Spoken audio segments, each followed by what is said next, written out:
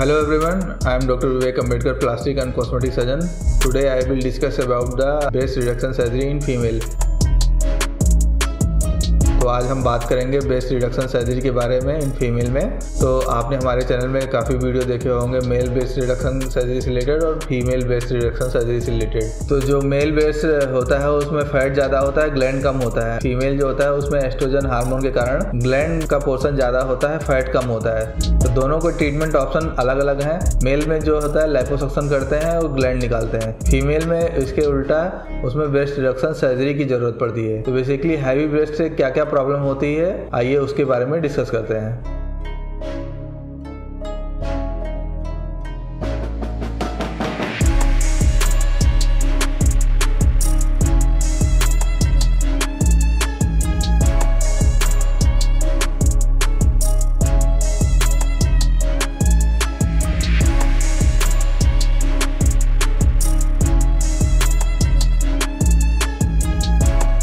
Heavy breast से mainly पहला जो प्रॉब्लम होता है उसमें फीलिंग एम्बेरसमेंट होता है। तो उसमें पहले की जो क्लॉथिंग होती थी, साड़ियाँ पहनते थे, ब्लाउज पहनते थे, तो उसमें हैवी ब्रेस्ट जो कि छुप जाता था। अभी वेस्टर्न क्लॉथिंग के कारण उसमें हैवी ब्रेस्ट काफ़ी प्रोमिनेंट नजर आता है। दूसरा जो होता है पेन होता है, उसमें शोल्डर पेन होता है, नेक पेन होता है हैवी ब्रेस्ट के कारण। तीसरा जो होता है उसमें हैवी ब्रेस्ट के कारण पोस्चरल चेंज होता है और आगे की तरफ झुक जाते हैं। और चौथा जो होता है उसमें स्किन मैसेरेशन होता है, स्वेटिंग होती है और उसके कारण फंगल इन्फेक्शन होता है। अगर ये सब हैवी ब्रेस्ट के कारण अगर हो रहा है तो आप ब्रेस्ट रिडक्शन सर्जरी के बारे में सोच सकती हैं। जो ब्रेस्ट रिडक्शन सर्जरी करते हैं उसमें 18 साल से लेकर 70 साल की एज तक ब्रेस्ट के साइज को घटाया जा सकता है। उसमें बेसिकली पहले तो ब्लड इन्वेस्टिगेशन कराते हैं, उसके अलावा उसमें यूएसजी सोनोग्राफी जिसको बोलते हैं, और उसमें कभी कभी मैमोग्राफी भी कराने की जरूरत पड़ती है। तो उसमें जो इन्वेस्टिगेशन है अगर सारे पैरामीटर नॉर्मल है उसके बाद ब्रेस्ट के साइज को कितना भी घटाया जा सकता है। तो जो ब्रेस्ट रिडक्शन सर्जरी करते हैं उसमें सुप्रोमीडियल पैटर्न में करते हैं और एक फ्लैप होता है, उसमें निप्पल को अपर पोर्शन में शिफ्ट करते हैं। जो लोअर पोर्शन का पार्ट होता है उसको हम एक्सरसाइज कर देते हैं, निकाल देते हैं, तो जिससे ब्रेस्ट लिफ्ट भी होता है और साथ में ब्रेस्ट रिडक्शन भी सर्जरी होती है। तो दोनों तरफ इक्वल साइज घटाते हैं और उसमें जो स्कार आता है इन्वर्टेड टी पैटर्न में आता है। जो स्कार इनिशियली दिखाई देता है फिर धीरे धीरे टाइम के साथ कम हो जाता है, 6 मंथ टू 1 ईयर तक आते आते काफी कम हो जाता है और वो छुपा रहता है इंफ्रामेमरी फोल्ड में।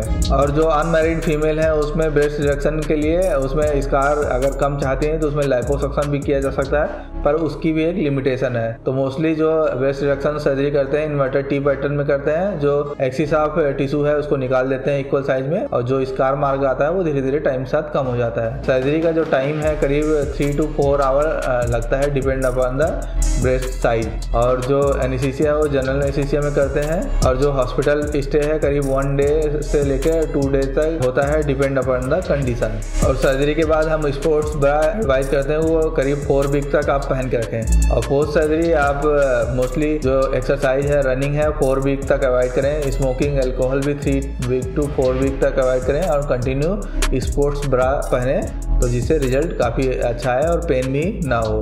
इसके अलावा अगर आपके मन में और कोई क्वेरी हो तो आप कमेंट बॉक्स में कमेंट कर सकते हैं, हमारे दिए हुए नंबर पे हमसे कंसल्ट कर सकते हैं।